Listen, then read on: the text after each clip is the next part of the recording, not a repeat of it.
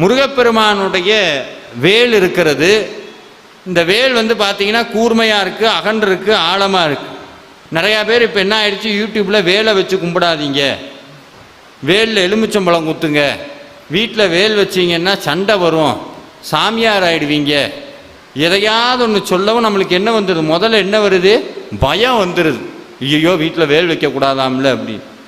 வேல் சாமி கருப்பசாமியினுடைய அருவாலை நம்ம பூஜை பண்ணுறதில்லை, கரெக்டாக கருப்பசாமியோடையே தான் கும்பிட்றோம்.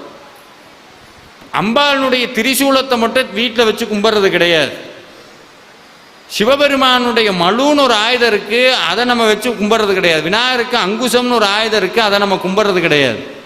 ஆனால் உள்ள தெய்வங்கள்லையே முருகப்பெருமானுடைய ஆயுதம்னு சொன்னாலும் அது ஆயுதம் கிடையாது, சாட்சாத் முருகப்பெருமான் தான்.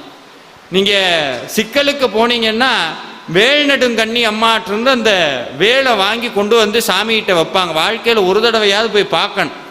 அந்த வேலை வச்சோன்னா சாமிக்கு முத்து முத்தா முத்து முத்தா வேர்த்து ஒழுகும்.